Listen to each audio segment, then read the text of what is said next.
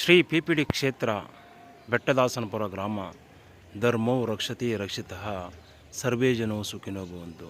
ಇಂದು ಶ್ರೀ ಪಿಪಿಡಿ ಕ್ಷೇತ್ರಕ್ಕೆ ಬಂದು ಕ್ಷೇತ್ರದ ಅಮ್ಮನವರೊಳಗೆ ನಮಸ್ಕರಿಸುತ್ತಾ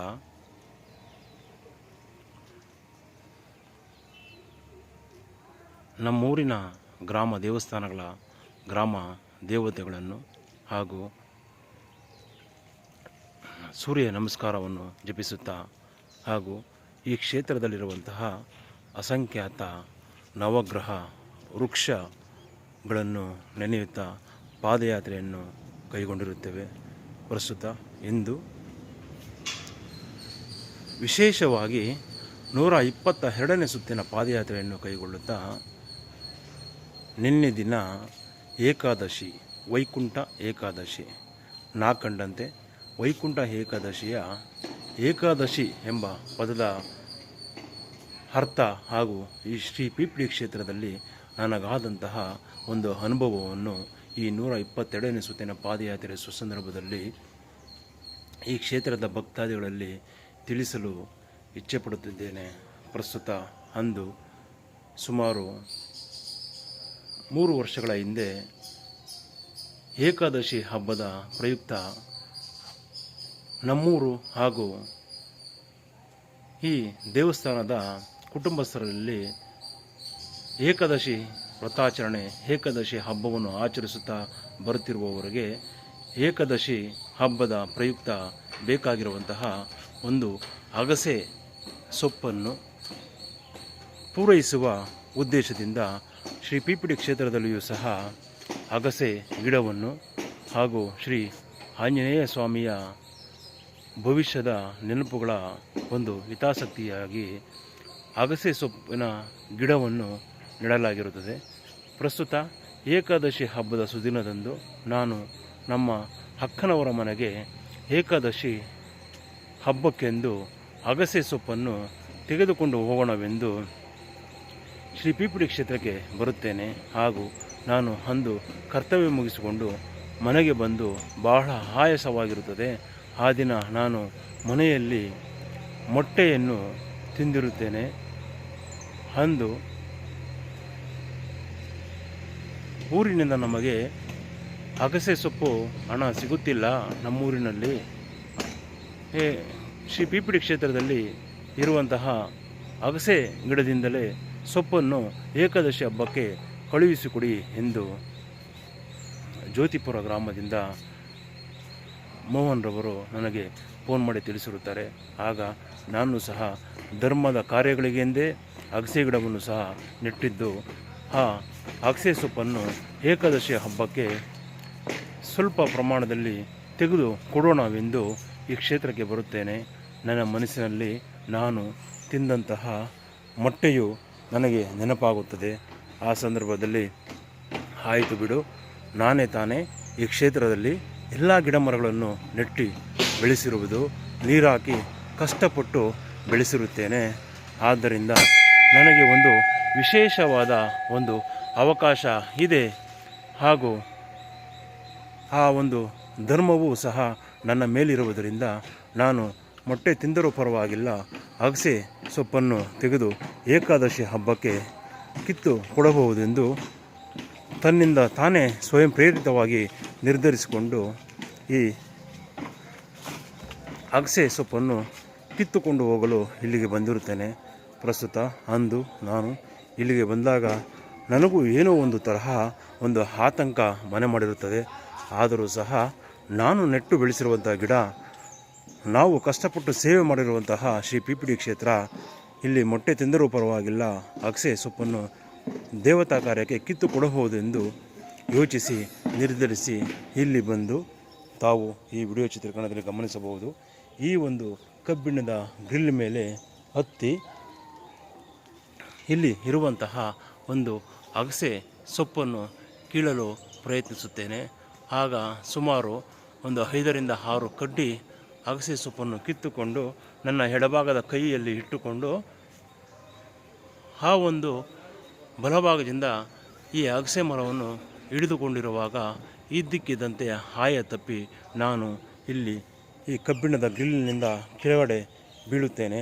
ಆ ಸಂದರ್ಭದಲ್ಲಿ ದೇವತಾ ಕಾರ್ಯಕ್ಕೆಂದು ಕಿತ್ತುಕೊಂಡ ಅಗಸೆ ಸೊಪ್ಪನ್ನು ಯಾವುದೇ ಕಾರಣಕ್ಕೂ ನೆಲಕ್ಕೆ ಬೀಳಿಸಬಾರದೆಂದು ನನ್ನ ಎಡಭಾಗದ ಕೈಯಲ್ಲಿ ಅದನ್ನು ಗಟ್ಟಿಯಾಗಿ ಅಗಸೆ ಸೊಪ್ಪನ್ನು ಹಿಡಿದುಕೊಂಡು ನಾನು ಆಯ ತಪ್ಪಿ ಕೆಳಗಡೆ ಬಿದ್ದಾಗ ಬಲಗೈಯಿಂದ ಈ ನೆಲದ ಮೇಲೆ ಕೈಯನ್ನು ಊರಿಕೊಂಡು ಆಸರೆ ಪಡುತ್ತೇನೆ.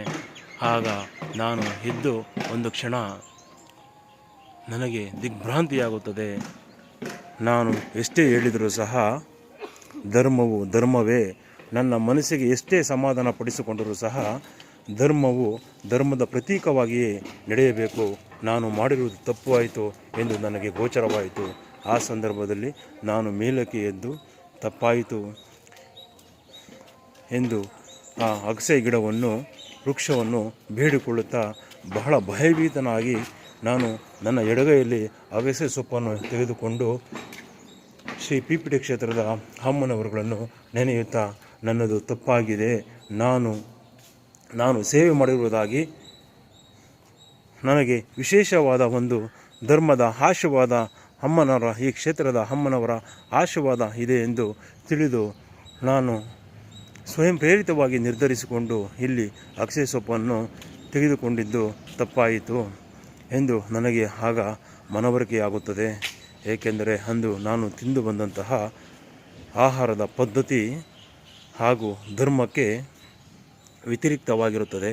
ಅಂದು ನಾನು ಮನಗಂಡು ನನ್ನದು ತಪ್ಪಾಯಿತು ಎಂದು ಭಾವಿಸಿ ಅಗಸೆ ಸೊಪ್ಪಿನ ಒಂದು ಎಲೆಯನ್ನು ಸಹ ಕೆಳಕ್ಕೆ ಬಿಡದೆ ನನ್ನ ಎಡಭಾಗದ ಕೈಯಿಂದ ಅದನ್ನು ಹಿಡಿದುಕೊಂಡು ಮೂಲ ದೇವಸ್ಥಾನದ ಸನ್ನಿಧಾನದ ಬಳಿ ಬರುತ್ತೇನೆ. ಆ ಸುಸಂದರ್ಭದಲ್ಲಿ ಬಂದು ನನ್ನಿಂದಾಗಿರುವಂತಹ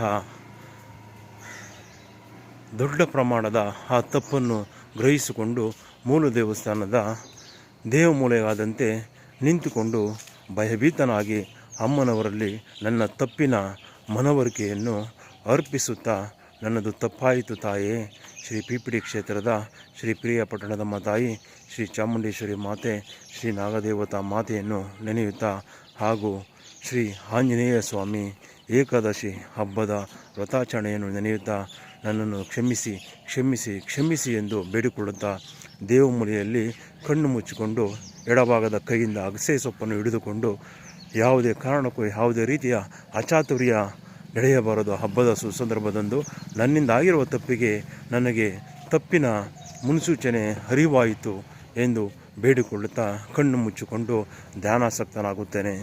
ಆ ಸುಸಂದರ್ಭದಲ್ಲಿ ನನಗೆ ಯಾವುದೇ ಕಾರಣಕ್ಕೂ ಕಣ್ಣು ಬಿಡಬಾರದೆಂದು, ಏಕೆಂದರೆ ನಾನು ಮಾಡಿರುವ ತಪ್ಪಿನ ಅರಿವು ಆಗಿ ಪಶ್ಚಾತ್ತಾಪದ ಪ್ರಯುಕ್ತವಾಗಿ ನಾನು ಆ ಒಂದು ಕಣ್ಣು ಮುಚ್ಚಿಕೊಂಡು ಧ್ಯಾನಾಸಕ್ತನಾಗಿರುತ್ತಾನೆ. ಆಗ ವಿಶೇಷವಾಗಿ ಯಾವುದೋ ಒಂದು ಶಬ್ದ ನನ್ನ ಕಿವಿಗೆ ಕೇಳುತ್ತಿರುತ್ತದೆ. ಯಾವುದೋ ಒಂದು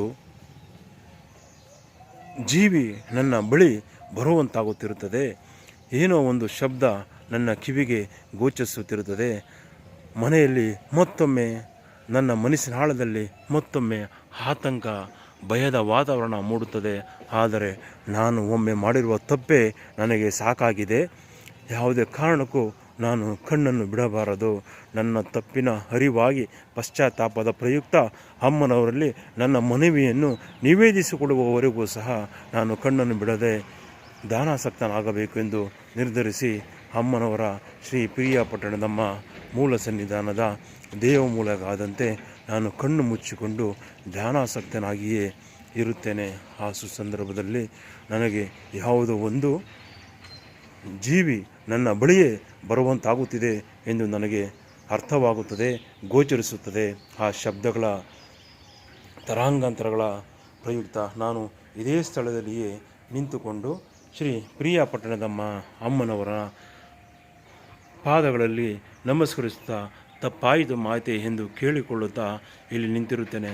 ಆ ಸುಸಂದರ್ಭದಲ್ಲಿ ನನಗೆ ಸುಮಾರು 1 ನಿಮಿಷಗಳ ಕಾಲ ಕಣ್ಣು ಮುಚ್ಚಿಕೊಂಡು ಪ್ರಾರ್ಥನೆ ಹಾಗೂ ನನ್ನ ಮನವಿಯನ್ನು ನಿವೇದಿಸಿಕೊಂಡು ತದನಂತರ ಕಣ್ಣು ಬಿಟ್ಟು ನೋಡುತ್ತೇನೆ.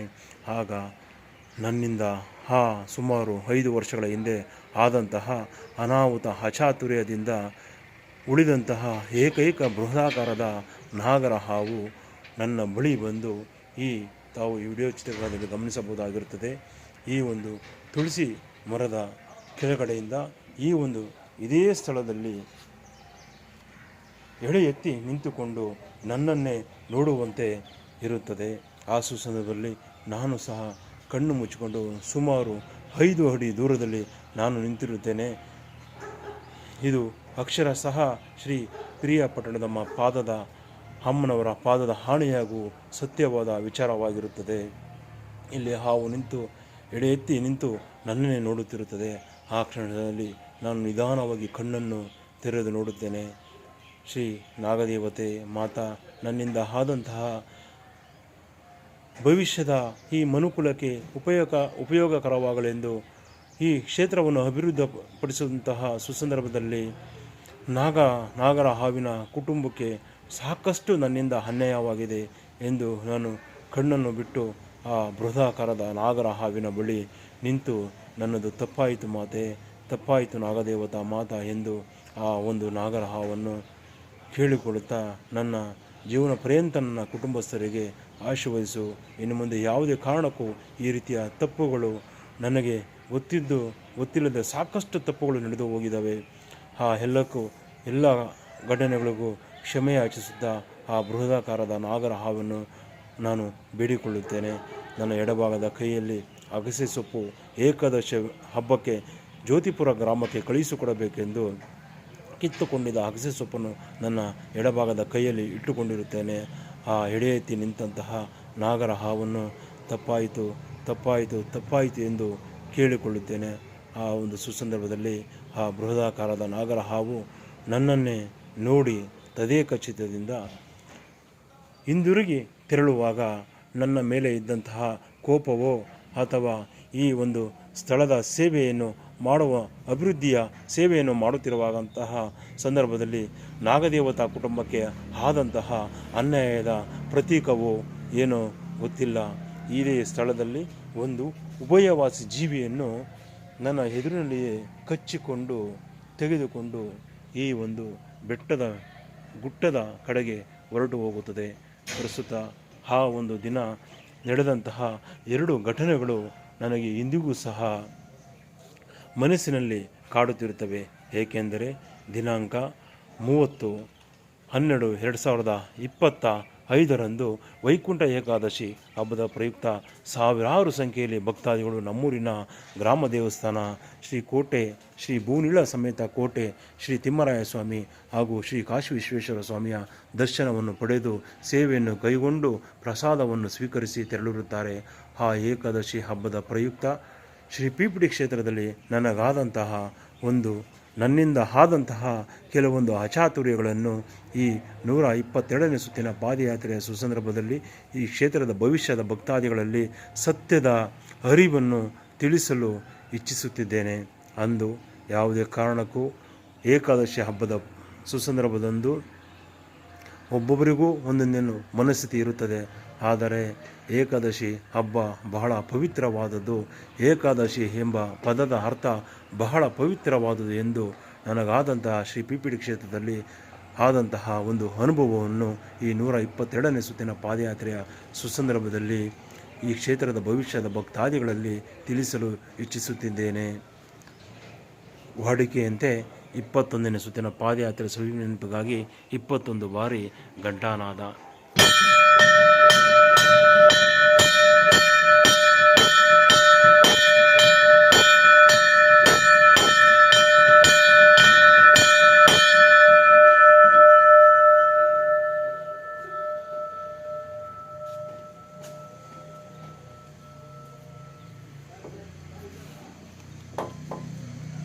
ಅಮ್ಮ ತಾಯಿ ಶ್ರೀ ಪಿರಿಯಾಪಟ್ಟಣದಮ್ಮ ತಾಯಿ, ಶ್ರೀ ಚಾಮುಂಡೇಶ್ವರಿ ಮಾತೆ, ಶ್ರೀ ನಾಗದೇವತಾ ಮಾತಾ, ನನ್ನಿಂದ ಇದುವರೆಗೂ ಶ್ರೀ ಪಿಪಿಡಿ ಕ್ಷೇತ್ರದ ಅಭಿವೃದ್ಧಿಯ ವಿವಿಧ ಹಂತಗಳಲ್ಲಿ ಶ್ರೀ ನಾಗದೇವತಾ ಕುಟುಂಬಕ್ಕೆ ಆದಂತಹ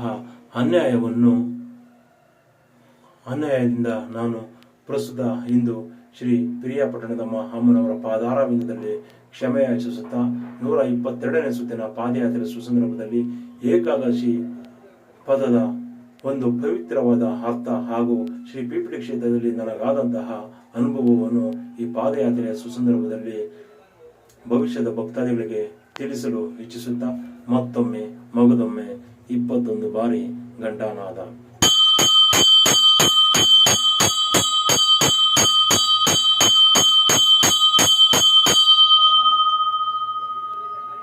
ಅಮ್ಮ ತಾಯಿ ಶ್ರೀ ಪ್ರಿಯ ಪಟ್ಟಣಮ್ಮ ತಾಯಿ, ಈ ಕ್ಷೇತ್ರದ ಅಮ್ಮನವರುಗಳನ್ನು ನಂಬಿ ಬರುವಂತಹ ಸಕಲ ಸರ್ವ ಭಕ್ತಾದಿಗಳೆಲ್ಲರ ಇಷ್ಟಾರ್ಥಗಳನ್ನು ನೆರವೇರಿಸುತ್ತಾ ಅವರ ಕಷ್ಟಗಳೆಲ್ಲವನ್ನು ಸಹ ದೂರಾಗಿಸಿ ಭವಿಷ್ಯದ ತಲೆಮಾರಿಗೆ ಈ ಕ್ಷೇತ್ರವು ಧರ್ಮದ ಜೊತೆಯಲ್ಲಿ ಅವರ ಕೋರಿಕೆ ಮತ್ತು ಬೇಡಿಕೆಗಳನ್ನು ಈಡೇರಿಸುವಂತಹ ಒಂದು ಕೇಂದ್ರವಾಗಬೇಕೆಂದು ಆಶೀರ್ವದಿಸು ಮಾತೆ, ಆಶೀರ್ವದಿಸು. ಧನ್ಯೋಸ್ಮಿ ಮಾತಾ, ಧನ್ಯೋಸ್ಮಿ.